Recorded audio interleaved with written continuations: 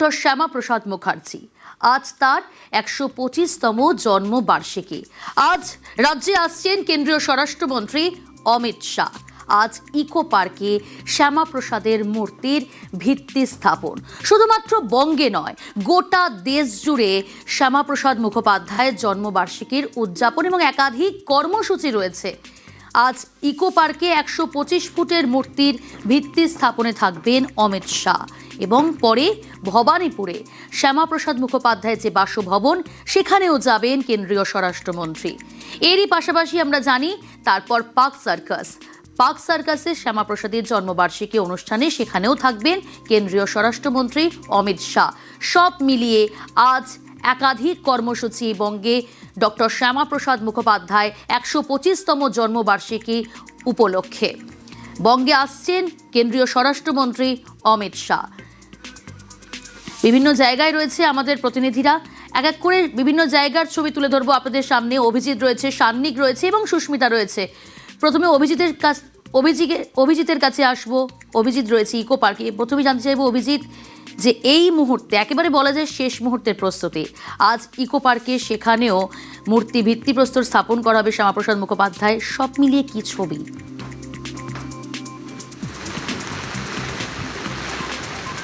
125তম জন্মবার্ষিকী, আর সেই 125তম জন্মবার্ষিকীতে 125 ফিটের শ্যামাপ্রসাদ মুখোপাধ্যায়ের আবক্ষ মূর্তি, সেই মূর্তির ভিত্তি স্থাপন করবেন আজ স্বরাষ্ট্রমন্ত্রী অমিত শাহ। ইকো পার্কের 6 নম্বর গেটের ভেতরে সেখানে প্রস্তুতি চূড়ান্ত। শেষ মুহূর্তের যেখানটা ভিত্তিপ্রস্তর স্থাপন হবে সেখানে ফুল দিয়ে সাজানো হচ্ছে, সেই সব কাজ করা হচ্ছে। এবং বলা যেতে পারে যে শ্যামাপ্রসাদ মুখোপাধ্যায় বিস্মৃত যাকে করে রাখা হয়েছিল, যাকে বাংলার মানুষের কাছে বিস্মৃত প্রায় করে রাখা হয়েছিল বলে যে অভিযোগ উঠেছিল, সেই শ্যামাপ্রসাদ মুখোপাধ্যায়ের 125তম জন্মবার্ষিকীতে আজ 125 ফুটের এই শ্যামাপ্রসাদ মুখোপাধ্যায়ের মূর্তির ভিত্তিপ্রস্তর স্থাপন হবে এবং তাই নিয়ে বলা যেতে পারে সমস্ত রকম প্রস্তুতি চূড়ান্ত। বিকেল 4:10 স্বরাষ্ট্রমন্ত্রী অমিত শাহ তার এখানে আসার কথা এবং মুখ্যমন্ত্রী শুভেন্দু অধিকারী সহ গোটা মন্ত্রিসভার সদস্য থেকে শুরু করে রাজ্য প্রশাসনের উচ্চ আধিকারিকরা প্রত্যেকে উপস্থিত থাকবেন। এবং 1901 সালে শ্যামাপ্রসাদ মুখোপাধ্যায় জন্মগ্রহণ করেছিলেন আজকের দিনটিতে এবং খুব অল্প বয়সে তার মৃত্যু হয়েছিল। মাত্র 51 বছর বয়সে মৃত্যু হয়েছিল। 1951 সালে তিনি ভারতীয় জনসংঘ প্রতিষ্ঠা করেছিলেন এবং বলা যেতে পারে কনিষ্ঠতম উপাচার্য ছিলেন কলকাতা বিশ্ববিদ্যালয়ের, কনিষ্ঠতম উপাচার্য। মাত্র 33 বছর বয়সে শ্যামাপ্রসাদ মুখোপাধ্যায়, ও মেধাবী বললেও কম বলা হয়। বাংলা ভাষায় কলকাতা বিশ্ববিদ্যালয় থেকে তিনি যেমন প্রথম শ্রেণীতে প্রথম হয়েছিলেন, তেমনভাবেই আইনের পরীক্ষাতেও তিনি অত্যন্ত ভালো ফলাফল করেছিলেন। এবং বাংলার বাঘ আশুতোষ মুখোপাধ্যায় তিনি বাংলা ভাষাকে বাংলার মধ্যে আরও বেশি করে তুলে ধরার জন্য তার পুত্রকে ইংরেজি ভাষায় না পড়িয়ে শ্যামাপ্রসাদ মুখোপাধ্যায়কে বাংলায় পড়িয়েছিলেন এবং বাংলার মুখ উজ্জ্বল করেছিলেন বঙ্গকেশরী শ্যামাপ্রসাদ মুখোপাধ্যায়। 1953 সালে যেভাবে কাশ্মীরে তার মৃত্যু হয়েছিল, এখনো একেবারেই অভিজিৎ রাজনৈতিক মহলের ডক্টর শ্যামাপ্রসাদ মুখোপাধ্যায়ের বাংলার জন্য যে লড়াই, যে অবদান, তার সত্যি ঐতিহাসিক। একেবারেই সঙ্গে থাকো। আমরা এর পাশাপাশি চলে যাব ভবানীপুরে শ্যামাপ্রসাদ মুখোপাধ্যায়ের যে পৈতৃক বাড়ি, সেখানেও পৌঁছে যাবেন আজ কেন্দ্রীয় স্বরাষ্ট্রমন্ত্রী অমিত শাহ। কিন্তু একেবারে শেষ মুহূর্তের প্রস্তুতি সেজে উঠছে 77 নম্বর আশুতোষ মুখার্জি রোডের বাড়ি। কি ছবি এই মুহূর্তে যারা চেষ্টা করব। সান্নিক রয়েছে আমার সঙ্গে। সান্নিক,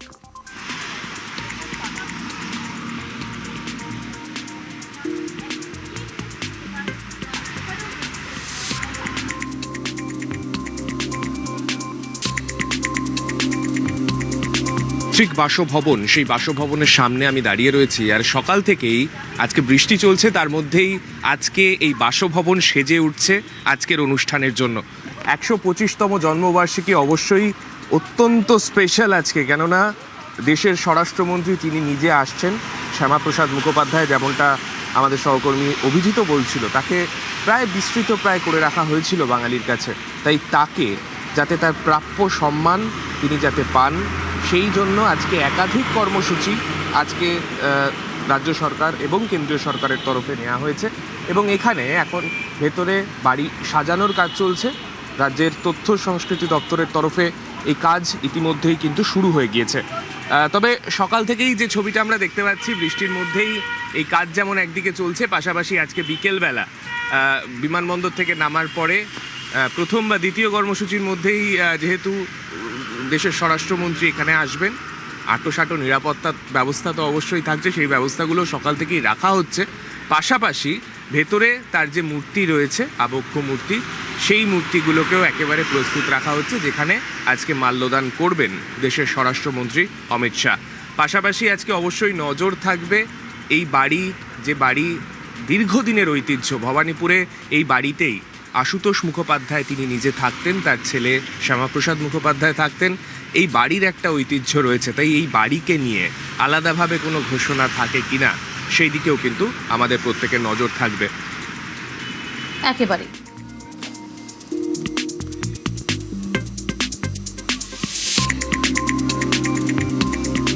6 নম্বর মুরলীধর সেন লেন, বিজেপির কলকাতার সবচেয়ে পুরনো অফিস। শ্যামাপ্রসাদের জীবনের অনেকটা সময় কিন্তু কেটেছে এই বাড়িতেই। হিন্দুদের হোমল্যান্ড গঠনে এই বাড়ির ভূমিকাও অসীম। আজ সেখানেও একেবারে জোর কদমের প্রস্তুতি। সেখানেও এই মুহূর্তে কি ছবি তুলে ধরার চেষ্টা করব। প্রতিনিধি সুস্মিতা রয়েছে আমার সঙ্গে। সুস্মিতা, এই মুরলীধর সেন লেনে যে পুরনো বাড়ি, 6 নম্বর মুরলীধর সেন লেন, বিজেপির কলকাতার সবচেয়ে পুরনো অফিস, অর্থাৎ শ্যামাপ্রসাদ মুখোপাধ্যায়ের জীবনের অনেকটা সময় কেটেছে এই বাড়িতে। হিন্দুদের হোমল্যান্ড গঠনেও এই বাড়ির ভূমিকা তো অপরিসীম। সেখানে আজ শ্যামাপ্রসাদ মুখোপাধ্যায়ের 125তম জন্মবার্ষিকী পালন, শ্রদ্ধা জ্ঞাপন, সব মিলে এই মুহূর্তে কি ছবি, কর্মীদের মধ্যে উৎসাহ কিরকম দেখা যাচ্ছে?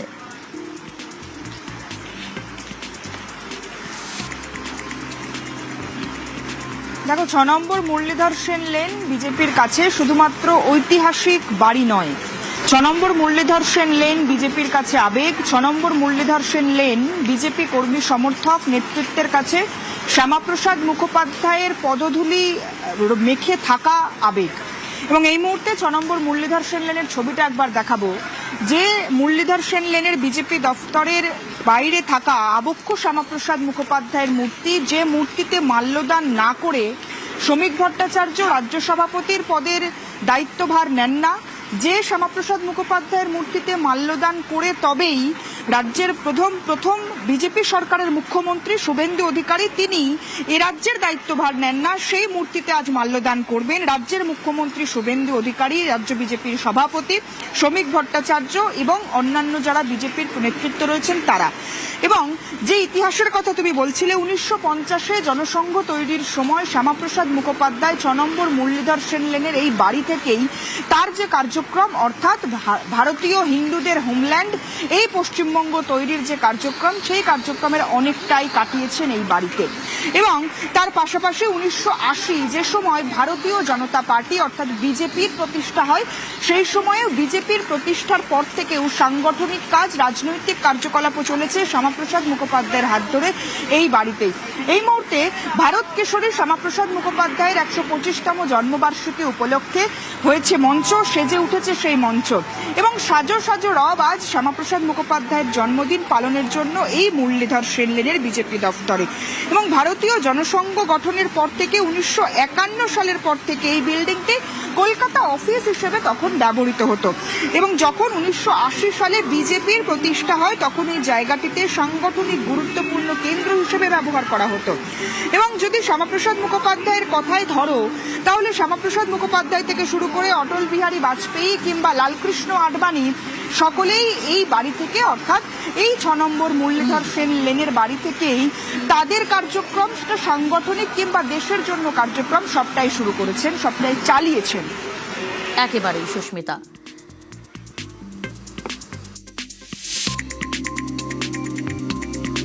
আমরা এই বাড়িটা প্রতিটি ভারতীয় জনতা পার্টি পবিত্র ভূমি হিসাবে দেখি। এই কার্যক্রমের উদ্বোধন কালকে আগামীকাল মাননীয় রাজ্য সভাপতি শ্রমিক ভট্টাচার্য উদ্বোধন করবেন। তারপর আমাদের দুটো পার্টে এই কার্যক্রম চলবে। আগামীকালের প্রোগ্রামের সবচেয়ে বৈশিষ্ট্য হচ্ছে 1992 সালে 6 ডিসেম্বরের আগে যেসব সক্রিয়ভাবে প্রদেশ এবং রাজ্য স্তরের কিছু কার্যকর্তা এখনো কার্যক্রমের মধ্যে আছেন, তাদের আমরা সম্বর্ধনা জানাবো। 125 জনকে আমরা সিলেক্ট করেছি। এই কার্যক্রম কালকে আমরা 3টে থেকে সন্ধ্যা 6:30টার মধ্যে প্রোগ্রামটাকে জারি রাখবো। শ্যামাপ্রসাদ মুখোপাধ্যায় এই বাড়িতেই অফিস প্রতিষ্ঠা করেছিলেন ভারতীয় জনসংঘের। পূর্বতন এই জায়গাটার নাম ছিল অমৃত সমাজ হল। পাশে হিন্দু হোস্টেল, ডক্টর রাজেন্দ্র প্রসাদ ভারতবর্ষের প্রথম রাষ্ট্রপতি থাকতেন, উনিও কিছুদিন এই বাড়িতে ছিলেন। বাবু জগজীবন রামও কিছুদিন এই বাড়িতে ছিলেন। ডক্টর মুখার্জি মানে একটা আলাদা অনুভূতি। তার জন্যই আজকের এই পশ্চিম বাংলা, বাঙালি হিন্দুর একটা হোমল্যান্ড দরকার ছিল, যেটা অন্য কোনো নেতা, অন্য কোনো দল ভাবেনি। এই বাড়ি থেকেই আমরা 100 বছর পূর্তিও দেখেছি, আমরা উদযাপন করা হয়েছিল এই ইন্ডোর স্টেডিয়ামে। তখন ছিলেন আমাদের ভারতবর্ষের প্রধানমন্ত্রী অটল বিহারী বাজপেয়ী, তিনি নিজে এসেছিলেন। আগামীকালও আমাদের এখানে ভারতবর্ষের স্বরাষ্ট্রমন্ত্রী আসবেন এই দিনটি উদযাপন করবার জন্য। সকালবেলায় 125 জন আমাদের মহিলা সদস্য, তারা শঙ্খ বাজিয়ে কলকাতা বিশ্ববিদ্যালয়কে পরিক্রমা করবেন। শ্যামাপ্রসাদ মুখোপাধ্যায় এখানে বসে পার্টি তৈরি করেছিলেন, পার্টির রূপরেখা তৈরি করা হয়েছিল, এবং স্বামী প্রণবানন্দের সঙ্গে ভারত সেবাশ্রম সংঘের যিনি প্রতিষ্ঠাতা, তার আশীর্বাদে তিনি তো গলার মালা পরিয়েছিলেন শ্যামাপ্রসাদকে, যে আমার গলার মালা আজকে তোমাকে আমি দিলাম, তুমিই পারবে বাঙালি হিন্দুকে রক্ষা করতে। মানে আমাদের যত সদস্যরা আছে, যারা জীবিত আছেন বা যারা মধ্য গগনে আছেন, তারা এই বাড়িটাকে মন্দির বলে মনে করেন। শ্যামাপ্রসাদের 125তম জন্মবার্ষিকী উদযাপন, সেজে উঠেছে মিলন মেলা প্রাঙ্গণ। একবার ছবিটা দেখাবো আপনাদের, দেখুন কিভাবে সেজে উঠেছে মিলন মেলা প্রাঙ্গণ। একেবারে রীতিমতো সেখানে জোর কদমে প্রস্তুতি চলছে। এই মিলন মেলা প্রাঙ্গণে সরকারি অনুষ্ঠান রয়েছে আজ। ভারত কেশরী ডক্টর শ্যামাপ্রসাদ মুখোপাধ্যায়ের 125তম জন্মবার্ষিকীকে স্মরণ করে বিশেষ সরকারি অনুষ্ঠান, যা 6 জুলাই বিকেল 5:30 থেকে শুরু হবে মিলন মেলা প্রাঙ্গণের এই অডিটোরিয়ামে।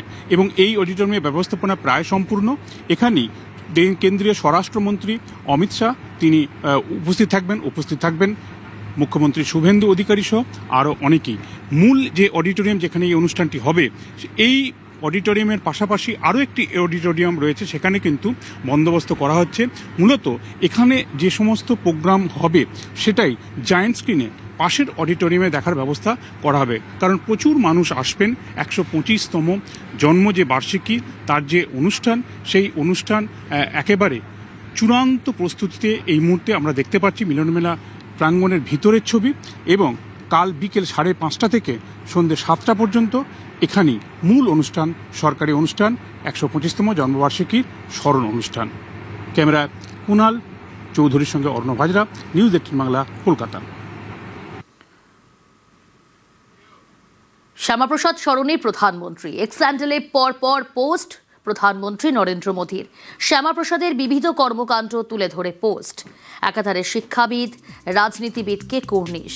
দেশের জন্য শ্যামাপ্রসাদের অবদান ও স্মরণ। বাংলার জন্যে শ্যামাপ্রসাদের অবদান অনেক। এক্স হ্যান্ডেলে পোস্ট প্রধানমন্ত্রী নরেন্দ্র মোদীর। এর পাশাপাশি শ্যামাপ্রসাদ স্মরণে মুখ্যমন্ত্রী শুভেন্দু অধিকারী। সোশ্যাল মিডিয়ায় পোস্ট শুভেন্দু অধিকারীর। ভারত মাতার বীর সন্তানের 125তম জন্মদিন। রাষ্ট্রনায়ক, জাতীয়তাবাদী নেতার জন্মবার্ষিকী। তার জনকল্যাণ, দেশ সেবা অনুপ্রেরণা হয়ে থাকবে এক্স হ্যান্ডেলে পোস্ট মুখ্যমন্ত্রী শুভেন্দু অধিকারীর।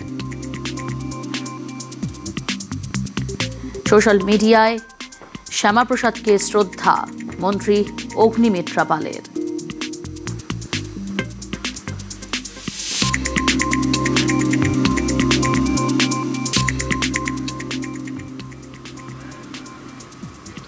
ইকো পার্কে মন্ত্রী দিলীপ ঘোষ। সাত সকালে শ্যামাপ্রসাদ স্মরণে দিলীপ ঘোষ। সে ছবি দেখাবো আপনাদের। ইকো পার্কে শ্যামাপ্রসাদ মুখোপাধ্যায়ের স্মরণে 125তম জন্মবার্ষিকী উপলক্ষে সেখানে তার ঠাকুর রামকৃষ্ণ, স্বামী বিবেকানন্দ, সবার আদরের শারদা মা। পশ্চিম বাংলা আমাদেরই বাংলা, ডক্টর শ্যামাপ্রসাদের বাংলা। ভারত মাতা কি জয়। श्यामाप्रसाद मुखर्जी अमर रहे। এই বাংলাতে এলেন যিনি রবীন্দ্রনাথ বিশ্বকবি। একদিন পর শ্যামাপ্রসাদ মুখোপাধ্যায়ের অবদানের স্বীকৃতি পেল, মন্তব্য সুকান্ত মজুমদারের।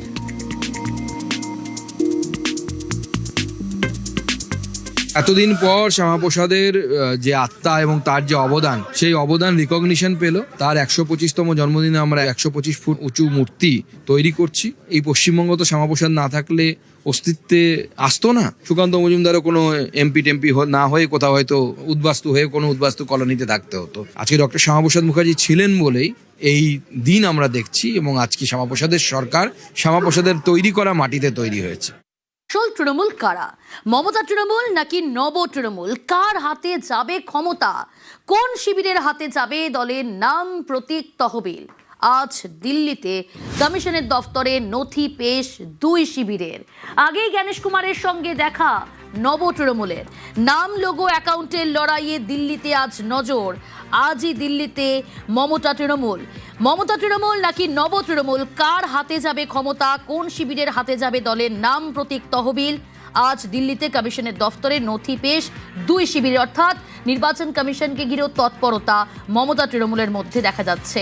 আবির রয়েছে, আরো ডিটেল জানাবে। আবির, দেখো 12:30টার সময় হচ্ছে কল্যাণ বন্দ্যোপাধ্যায় এবং ডেরেকো ব্রায়ান তারা যাচ্ছেন ইলেকশন কমিশনে। কালীঘাটপন্থী তৃণমূল কংগ্রেসের তরফ থেকে তারা তাদের যে নথি তারা জমা দেবেন। অন্যদিকে ঋতব্রত বন্দ্যোপাধ্যায় গোষ্ঠীদের তরফ থেকে আইনজীবী মারফত নথি পাঠানো হচ্ছে এবং তাদের বক্তব্য, যদি ভবিষ্যতে আরো কোনো ধরনের প্রয়োজনীয়তা থাকে তখন তারা দেখবেন, তবে তারাও প্রস্তুত রয়েছেন এই নথি সংক্রান্ত বিষয়। ইতিমধ্যেই তারা এক দফা গিয়ে দেখা করে এসেছিলেন এবং সেই দফা দিয়ে দেখা করার পর তাদেরকে নির্বাচন কমিশনের সঙ্গে প্রায় দীর্ঘ 45 মিনিট কথা হয় এবং তারা বিভিন্ন বিস্তারিত ভাবে তাদের ব্যাখ্যা দিয়েছেন। কিন্তু নির্বাচন কমিশনের তরফ থেকেও বেশ কিছু তথ্য চাওয়া হয়েছিল, যে তথ্যের পরিপ্রেক্ষিতে আগামী দিনে কি সিদ্ধান্ত হবে তা নির্ভর করবে। তো সেটা নিয়ে আজকে মূলত তাদের যাওয়া এবং দুপক্ষই আর কিছু তৎপরতা দেখাবে। দলের রাশ হাতে রাখতে কি কি দাবি করতে পারে তৃণমূলের দুই শিবির? আবির, প্রথমত হচ্ছে যে দাবির যে বিষয়, সেখানে হচ্ছে তারা বলবেন যে মনোনয়নের সময় বিশেষত হচ্ছে কালীঘাটপন্থীর তরফ থেকে সই মমতা বন্দ্যোপাধ্যায় রয়েছে। দ্বিতীয়ত তারা বলবেন যে 2012, 17, 22 এই সময় জাতীয় কর্মসমিতির বৈঠক হচ্ছিল, সেখানে মমতা বন্দ্যোপাধ্যায় চেয়ারপারসন হিসেবে রয়েছেন। এছাড়া তাদের বক্তব্য হচ্ছে যে দল তৈরি করার যে ইতিহাস, এতদিন ধরে তারা যে রাজনৈতিক আন্দোলন করেছেন সেই বিষয়ে তারা ইসিআই কে যেটা জানিয়েছিলেন সেটা। ঋতব্রত বন্দ্যোপাধ্যায় গোষ্ঠীদের তরফ থেকে বক্তব্যতে বলা হবে সেটা যে জাতীয় কর্মসমিতিকে মনোনীত হিসেবে মমতা বন্দ্যোপাধ্যায় নির্বাচিত হননি, এবং যখনই তাদের বক্তব্য যে নির্বাচন হলেও সেক্ষেত্রে মনোনয়ন পেতে সম্ভাবনা কোনোভাবেই থাকতো না। দ্বিতীয়ত তারা হচ্ছে দুর্নীতির বিষয় নিয়ে তারা সরব হবে। তৃতীয়ত তারা হচ্ছে চন্দ্রিমা ভট্টাচার্য চলে আসা, যিনি একটা সময় কালীঘাটপন্থী তৃণমূল কংগ্রেসের তরফ থেকে নির্বাচন কমিশনের কাছে অন্যতম অথেন্টিক ব্যক্তি ছিলেন, তিনি কমিউনিকেট করতেন, তিনি চলে আসছেন। এই যাবতীয় বিষয়গুলো তারা তাদের নথির মধ্যে দিয়ে তুলে ধরছে। বেশ,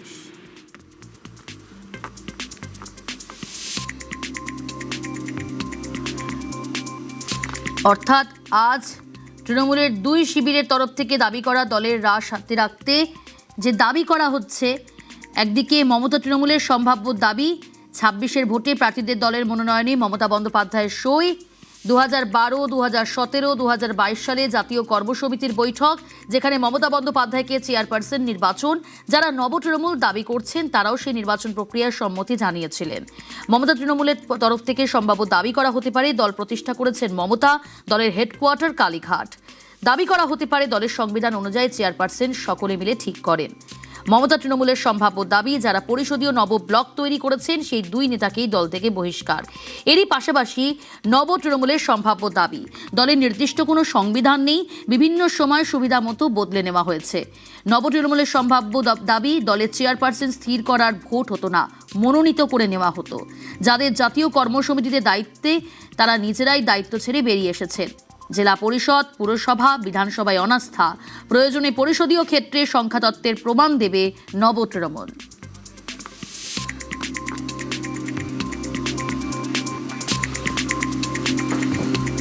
তৃণমূলের লোগো তহবিল কার দায়িত্বে? জোড়া ফুল কি হারাতে চলেছেন মমতা?